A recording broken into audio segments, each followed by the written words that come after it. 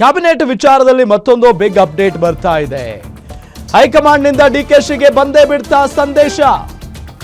Guarantee ನ್ಯೂಸ್ನಲ್ಲಿ ಕ್ಯಾಬಿನೆಟ್ನ exclusive. ನಾಳೆ ಲಿಸ್ಟ್ ಫೈನಲ್, ನಾಳೆ ಪ್ರಮಾಣ ವಚನ ಆಗುತ್ತಾ? ನಾಳೆ ಮುಂಜಾನೆ ಲಿಸ್ಟ್ ಫೈನಲ್ ಆಗುತ್ತೆ, ನಾಳೆ ಸಂಜೆ ಪ್ರಮಾಣ ವಚನ. ಹೈಕಮಾಂಡ್ನಿಂದ ಡಿಕೆ ಶಿವಕುಮಾರ್ಗೆ ಕರೆ ಬಂದಿದೆ. ಇಂದು ಮತ್ತೊಂದು ಸುತ್ತು ಎಐಸಿಸಿ ನಾಯಕರ ಫೈನಲ್ ಟಾಕ್. ನಾಳೆ ಬೆಳಗ್ಗೆ 10 ಗಂಟೆಗೆ ಪಟ್ಟಿ ರವಾನಿಸುವುದಾಗಿ ಮಾಹಿತಿಯನ್ನ ಕೊಟ್ಟಿದ್ದಾರೆ. ನಾಳೆ ಬೆಳಗ್ಗೆ ಲಿಸ್ಟ್ ಫೈನಲ್ ಆದ್ರೆ ಸಂಜೆಯೇ ಪ್ರಮಾಣ ವಚನ ಗ್ಯಾರಂಟಿ. ಸಂಜೆ 4:05 ಲೋಕಭವನದಲ್ಲಿ ಪ್ರಮಾಣ ವಚನ ನಡೆಯುತ್ತೆ. ಕ್ಯಾಬಿನೆಟ್ ವಿಚಾರದಲ್ಲಿ ಇದು ನಿಜಕ್ಕೂ ಕೂಡ ಬಿಗ್ ಅಪ್ಡೇಟ್.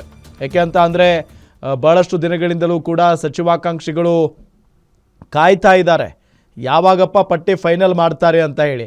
ಅದರಲ್ಲೂ 70-30 ಫಾರ್ಮುಲಾ ಅಂತ ಬೇರೆ ಹೈಕಮಾಂಡ್ ನಾಯಕರು ಹೇಳಿಬಿಟ್ಟಿದ್ದಾರೆ. ಅಂದರೆ 70% ಯುವ ನಾಯಕರಿಗೆ ಅವಕಾಶ ಸಿಕ್ಕರೆ ಇನ್ನು 30% ಹಿರಿಯರಿಗೆ ಸಂಪುಟದಲ್ಲಿ ಅವಕಾಶವನ್ನು ಮಾಡಿಕೊಡೋಣ ಅನ್ನೋ ಥರ. ಸೊ ಆ ನಿಟ್ಟಿನಲ್ಲಿ ಯಾವ ರೀತಿಯಾಗಿ ಪಟ್ಟಿ ಇರುತ್ತೆ, ಆ ಪಟ್ಟಿಯಲ್ಲಿ ಯಾರ್ಯಾರ ಹೆಸರಿರುತ್ತೆ ಅನ್ನೋ ಒಂದು ಕುತೂಹಲದ ಜೊತೆಗೆ ನಾಳೆ ಬೆಳಗ್ಗೆ 10 ಗಂಟೆಗೆಲ್ಲ ಒಂದು ಲಿಸ್ಟ್ ಬರುತ್ತೆ ಹೈಕಮಾಂಡ್ನಿಂದ.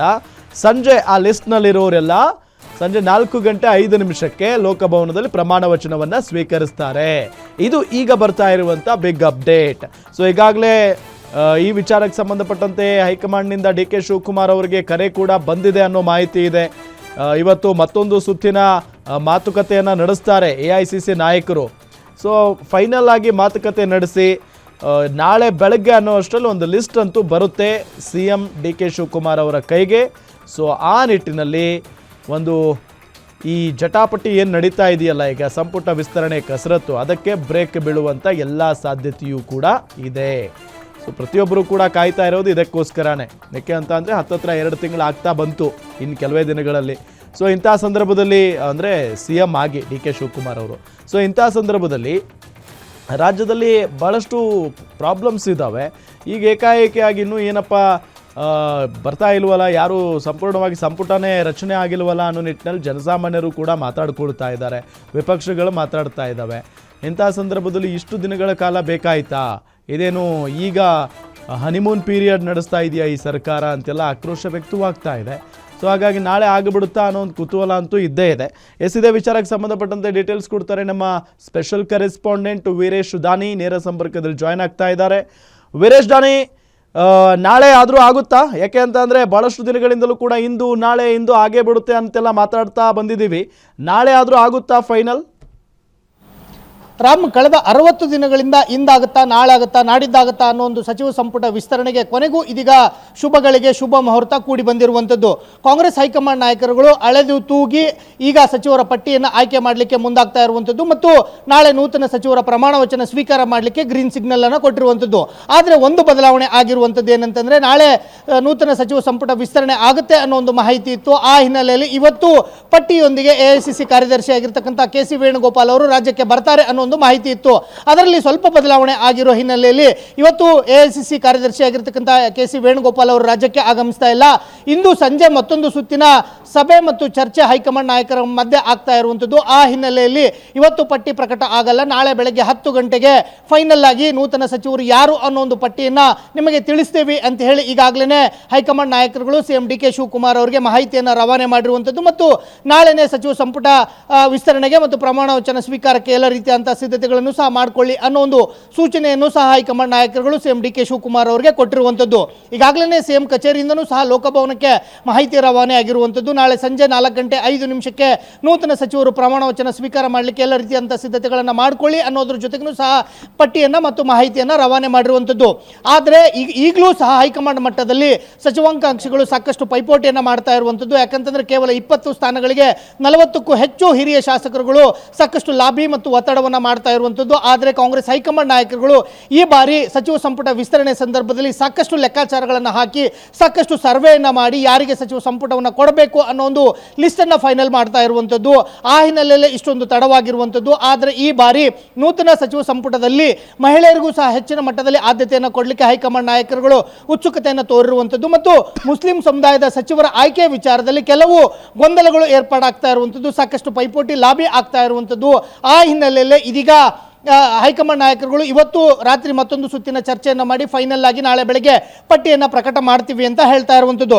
ಬಹುತೇಕವಾಗಿ ನಾಳೆ 18ರಿಂದ 19 ಸಚಿವರುಗಳು ಪ್ರಮಾಣ ವಚನವನ್ನು ಸ್ವೀಕಾರ ಮಾಡಲೇ ಇರುವಂಥದ್ದು. ಅದರಲ್ಲಿ ವಿಶೇಷವಾಗಿ ಈಗ ಹೈಕಮಾಂಡ್ ಮಟ್ಟದಲ್ಲಿ ಕೇಳ್ತಾ ಇರತಕ್ಕಂಥ ಕೆಲವು 10 ಹೆಸರುಗಳು ಕೇಳಿ ಬರ್ತಾ ಇರುವಂಥದ್ದು. ಅದರಲ್ಲೂ ವಿಶೇಷವಾಗಿ ಸಿಎಂ ಸಿದ್ದರಾಮಯ್ಯನವರ ಸಿಎಂ ಆಗಿರುವಂಥ ಸಂದರ್ಭದಲ್ಲಿ ಅವರ ಕಾನೂನು ಸಲಹೆಗಾರರಾಗಿದ್ದಂಥ ಪೊನ್ನಣ್ಣ ಆಗಿರ್ಬೋದು ಮತ್ತು 2023 ಚುನಾವಣೆ ಆದ ಬಳಿಕ ಸರ್ಕಾರ ಸಿಎಂ ಬಂದಂಥ ಸಂದರ್ಭದಲ್ಲಿ ಲಂಬಾಣಿ ಸಮುದಾಯಕ್ಕೆ ಯಾರೂ ಸಹ ಸಚಿವರಾಗಿದ್ದಿಲ್ಲ. ಹೀಗಾಗಿ ರುದ್ರಪ್ಪ ಲಂಬಾಣಿ ಅವರಿಗೆ ಈ ಬಾರಿ ಅವಕಾಶ ಸಿಗುವಂಥ ಸಾಧ್ಯತೆಗಳು ಸಹ ದಟ್ಟವಾಗ್ತಾ ಇರುವಂಥದ್ದು. ಇನ್ನೊಂದು ಕಡೆ ಮುಸ್ಲಿಂ ಸಮುದಾಯದಲ್ಲಿ ಸಾಕಷ್ಟು ಪೈಪೋಟಿ ಕೇಳಿ ಬರ್ತಾ ಇತ್ತು. ಸಲೀಂ ಅಹಮದ್ ಅವರಾಗಿರ್ಬೋದು, ರಿಜ್ವಾನ್ ಅರ್ಷದ್ ಆಗಿರ್ಬೋದು ಮತ್ತು ಜಮೀರ್ ಅಹಮದ್ ಖಾನ್ ಅವರ ಮಧ್ಯೆನೂ ಸಹ ಸಾಕಷ್ಟು ಪೈಪೋಟಿ ಕೇಳಿ ಬರ್ತಾ ಇತ್ತು. ಆದರೆ ಕೊನೆ ಕ್ಷಣದಲ್ಲಿ ಜಮೀರ್ ಅಹಮದ್ ಅವರ ಹೆಸರನ್ನು ಸಹ ಫೈನಲ್ ಮಾಡಲಾಗಿದೆ ಅನ್ನೋ ಒಂದು ಮಾಹಿತಿಯೂ ಸಹ ಇದೀಗ ಗೊತ್ತಾಗ್ತಾ ಇರುವಂಥದ್ದು. ಅದರ ಜೊತೆಗೆ ಏನು ಬಿಜೆಪಿಯಿಂದ ಕಾಂಗ್ರೆಸ್ಗೆ ಬರುವಂಥ ಸಂದರ್ಭದಲ್ಲಿ ಲಕ್ಷ್ಮಣ ಸವದಿ ಅವರಿಗೆ ಈಗಿನ ಸಿಎಂ ಆಗಿರ್ತಕ್ಕಂಥ ಡಿ ಕೆ ಶಿವಕುಮಾರ್ ಅವರು ಒಂದು ಭರವಸೆಯನ್ನು ಕೊಟ್ಟಿದ್ರು, ನಿಮ್ಮನ್ನ ಮುಂದಿನ ದಿನಗಳಲ್ಲಿ ಸಚಿವರನ್ನಾಗಿ ಮಾಡ್ತೀವಿ, ಪಕ್ಷಕ್ಕೆ ಬನ್ನಿ ಅನ್ನೋ ಮಾಹಿತಿಯನ್ನು ಕೊಟ್ಟಿದ್ರು. ಆ ನಿಟ್ಟಿನಲ್ಲೇ ಲಕ್ಷ್ಮಣ ಸವದಿ ಅವರ ಹೆಸರನ್ನು ಸಹ ಕ್ಲಿಯರ್ ಮಾಡಿದ್ದಾರೆ ಅನ್ನೋ ಒಂದು ಮಾಹಿತಿ ಗೊತ್ತಾಗ್ತಾ ಇರುವಂಥದ್ದು. ಇನ್ನೊಂದು ವಿಶೇಷ ಮತ್ತು ಅಂದುಕೊಂಡಂತೆ ಲಕ್ಷ್ಮೀ ಹೆಬ್ಬಾಳ್ಕರ್ ಅವರು ಸಹ ಈ ಬಾರಿ ಸಚಿವ ಸಂಪುಟಕ್ಕೆ ಸೇರ್ಪಡೆ ಆಗ್ತಾ ಇದ್ದಾರೆ. ಅವರ ಜೊತೆಗೆ ಇನ್ನೊಬ್ಬ ಮಹಿಳಾ ಶಾಸಕಿಯರಿಗೂ ಸಹ ಅವಕಾಶವನ್ನು ಮಾಡಿಕೊಡುವಂಥ ಸಾಧ್ಯತೆಗಳು ದಟ್ಟವಾಗಿರುವಂಥದ್ದು ಮತ್ತು ಎಸ್ ಮಲ್ಲಿಕಾರ್ಜುನ್ ಅವರು ಸಹ ಈ ಬಾರಿ ಸಚಿವ ಸಂಪುಟಕ್ಕೆ ಸೇರ್ಪಡೆ ಆಗ್ತಾರೆ ಅನ್ನೋ ಒಂದು ಮಾಹಿತಿ ಈಗ ಲಭ್ಯವಾಗ್ತಾ ಇರುವಂಥದ್ದು. ಈಗಾಗಲೇ ಹೈಕಮಾಂಡ್ ಮಟ್ಟದಲ್ಲಿ ಕೆಲವರ ಹೆಸರುಗಳು ಫೈನಲ್ ಆಗಿರುವಂಥದ್ದು. ಆದರೆ 2-3 ಹೆಸರುಗಳು ಮತ್ತು ಹೆಚ್ಚುವರಿಯಾಗಿ 2 DCMಗಳನ್ನು ನೇಮಕ ಮಾಡುವ ವಿಚಾರದಲ್ಲಿ ಹೈಕಮಾಂಡ್ ಮಟ್ಟದಲ್ಲೇ ಚರ್ಚೆ ಆಗ್ತಾ ಇರುವಂಥದ್ದು. ಹೀಗಾಗಿನೇ ಇವತ್ತು ರಾತ್ರಿ ರಾಹುಲ್ ಗಾಂಧಿ ಮತ್ತು ಮಲ್ಲಿಕಾರ್ಜುನ್ ಖರ್ಗೆ ಅವರು ಒಂದು ಚರ್ಚೆಯನ್ನು ಮಾಡಿ ನಾಳೆ ಬೆಳಗ್ಗೆ ಸಿಎಂ ಡಿ ಕೆ ಶಿವಕುಮಾರ್ ಅವರಿಗೆ ಒಂದು ಪಟ್ಟಿಯನ್ನು ಕಳಿಸ್ತಾ ಇರುವಂಥದ್ದು. ಬೆಳಗ್ಗೆ 10:10ವರೆಗೆ ಬಹುತೇಕವಾಗಿ ಪಟ್ಟಿ ರಾಜ್ಯ ನಾಯಕರುಗಳ ಕೈಗೆ ಸಿಗುತ್ತೆ. ಸಂಜೆ ಬಹುತೇಕವಾಗಿ ಪ್ರಮಾಣ ವಚನ ಆಗ್ತಾ ಇರುವಂಥದ್ದು. ರಾಮ್, ಸೊ ಒಂದು ವೀರೇಶ್ ದಾನಿ ಭಾಳ ಕುತೂಹಲ ಇರುವಂಥ ವಿಚಾರ ಏನಪ್ಪ ಅಂತ ಅಂದರೆ 70-30 ಫಾರ್ಮುಲಾ. ಎಷ್ಟು ಜನ ಯುವಕರು ಯಾವ್ಯಾವ ಹೊಸ ಮುಖಗಳಿಗೆ ಅವಕಾಶ ಸಿಗುತ್ತೆ ಅನ್ನೋದು ಒಂದು, ಅದಾದ ನಂತರ ಯಾವ ಹಿರಿಯರಿಗೆ ಅವಕಾಶ ಸಿಗುತ್ತೆ ಅನ್ನೋದು ಒಂದು. ಇದರ ಜೊತೆಗೆ ಈ ಡಿ ಕೆ ಶಿವಕುಮಾರ್ ಅವರ ಸಂಪುಟದಲ್ಲಿ ಎಷ್ಟು ಮಹಿಳಾ ಸಚಿವರು ಇರ್ತಾರೆ ಅನ್ನೋದು ಒಂದು. ಸೊ ಮಹಿಳೆಯರ ವಿಚಾರಕ್ಕೆ ಬರೋದಾದರೆ ಯಾರ್ಯಾರಿಗೆ ಅವಕಾಶ ಸಿಗಬಹುದು? ರಾಮ್, ಡಿ ಕೆ ಶಿವಕುಮಾರ್ ಅವರು ಮುಖ್ಯಮಂತ್ರಿಯಾಗಿ ಪ್ರಮಾಣ ವಚನ ಸ್ವೀಕಾರ ಮಾಡುವಂಥ ಸಂದರ್ಭದಲ್ಲೇ ಮಹಿಳಾ ಸಚಿವರಾಗಿ ಯಾರಾದರೂ ಒಬ್ಬರು ಪ್ರಮಾಣ ವಚನ ಸ್ವೀಕಾರ ಮಾಡ್ತಾರೆ ಅನ್ನೋ ಒಂದು ಮಾಹಿತಿ ಇತ್ತು. ಆದರೆ ಹೈಕಮಾಂಡ್ ನಾಯಕರುಗಳು 2ನೇ ಹಂತದಲ್ಲಿ ಅವರಿಗೆ ಅವಕಾಶವನ್ನು ಮಾಡಿಕೊಡೋಣ ಮತ್ತು ಹೆಚ್ಚಿನ ಆದ್ಯತೆಯನ್ನು ಮಾಡಿಕೊಡೋಣ ಅನ್ನೋ ಒಂದು ನಿಟ್ಟಿನಲ್ಲೇ ತೀರ್ಮಾನವನ್ನು ತೆಗೆದುಕೊಂಡಿದ್ರು. ಆ ನಿಟ್ಟಿನಲ್ಲೇ ಇದೀಗ ಹಿಂದೆ ಮಹಿಳಾ ಮತ್ತು ಮಕ್ಕಳ ಕಲ್ಯಾಣ ಇಲಾಖೆಯ ಸಚಿವರಾಗಿ ಉತ್ತಮವಾಗಿ ಕಾರ್ಯನಿರ್ವಹಿಸಿರ್ತಕ್ಕಂಥ ಲಕ್ಷ್ಮೀ ಹೆಬ್ಬಾಳ್ಕರ್ ಅವರ ಹೆಸರು ಇದೀಗ ಫೈನಲ್ ಆಗಿರುವಂಥದ್ದು. ಅದರ ಜೊತೆಗೆ ಇನ್ನೊಂದು ಹೆಸರು ಸಹ ನಾಳೆ ಇನ್ನೊಬ್ಬರು ಮಹಿಳೆಯರು ಸಹ ಪ್ರಮಾಣ ಸ್ವೀಕಾರ ಮಾಡ್ತಾ ಇರುವಂಥದ್ದು. ಹೀಗಾಗಿ ಡಿ ಕೆ ಶಿವಕುಮಾರ್ ಅವರ ಸಚಿವ ಸಂಪುಟದಲ್ಲಿ 20 ವರ್ಷಗಳ ನಂತರ 2 ಮಹಿಳೆಯರಿಗೆ ಅವಕಾಶ ಸಿಗ್ತಾ ಇರುವಂಥದ್ದು ಸಾಕಷ್ಟು ವಿಶೇಷ ಅಂತ ಹೇಳ್ಬೋದು. ಅದರ ಜೊತೆಗೂ ಸಹ 2 ಹೆಚ್ಚುವರಿಯಾಗಿ DCMಗಳಾಗಿಯೂ ಸಹ ಪ್ರಮಾಣ ವಚನ ಸ್ವೀಕರಿಸುವಂತಹ ಸಾಧ್ಯತೆಗಳು ದಟ್ಟವಾಗಿರುವಂಥದ್ದು. ಈಗಾಗಲೇ ಮಹಿಳಾ ಕೋಟಾದಲ್ಲಿ ಲಕ್ಷ್ಮೀ ಹೆಬ್ಬಾಳ್ಕರ್ ಅವರ ಹೆಸರು ಫೈನಲ್ ಆಗಿರೋದ್ರ ಜೊತೆಗೂ ಸಹ ಇನ್ನೊಂದು ಕಡೆ ಅನ್ನಪೂರ್ಣ ತುಕಾರಾಮ್ ಮತ್ತು ಇನ್ನೂ 2-3 ಮಹಿಳೆಯರು ಸಹ ಸಾಕಷ್ಟು ಪೈಪೋಟಿಯನ್ನು ಮಾಡ್ತಾ ಇರುವಂಥದ್ದು. ಆರತಿ ಕೃಷ್ಣ ಅವರು ಸಹ ಹೈಕಮಾಂಡ್ ಮಟ್ಟದಲ್ಲಿ ಸಾಕಷ್ಟು ಒತ್ತಡವನ್ನು ಹಾಕ್ತಾ ಇದ್ದಾರೆ. ಕನಿಜಾ ಫಾತಿಮಾ ಅವರು ಸಹ ರೇಸ್ನಲ್ಲಿ ಇರುವಂಥದ್ದು. ನೂತನವಾಗಿ ಆಯ್ಕೆಯಾಗಿರ್ತಕ್ಕಂಥ ನಯನಾ ಮೋಟಮ್ಮ ಅವರ ಹೆಸರು ಸಹ ಕೇಳಿ ಬರ್ತಾ ಇರುವಂಥದ್ದು. ಆದರೆ ಸದ್ಯಕ್ಕೆ ಲಕ್ಷ್ಮೀ ಹೆಬ್ಬಾಳ್ಕರ್ ಅವರ ಹೆಸರನ್ನು ಮಾತ್ರ ಫೈನಲ್ ಮಾಡಿರುವಂಥದ್ದು. ಇನ್ನೊಬ್ಬ ಮಹಿಳಾ ಶಾಸಕಿಯ ಹೆಸರನ್ನು ನಾಳೆ ಬೆಳಗ್ಗೆ ಪಟ್ಟಿಯಲ್ಲಿ ಪ್ರಕಟ ಆಗುವಂಥದ್ದು. ನಾಳೆ ಸಂಜೆ 4:05 ನೂತನ ಸಚಿವರು ಪ್ರಮಾಣ ವಚನ ಸ್ವೀಕಾರ ಮಾಡುವಂಥದ್ದು ದಟ್ಟವಾಗಿರುವಂಥದ್ದು. ರಾಮ್, ಓಕೆ, ಥ್ಯಾಂಕ್ ಯು ತಮ್ಮೆಲ್ಲ ಮಾಹಿತಿಗಾಗಿ ವೀರೇಶ್ ದಾನಿ.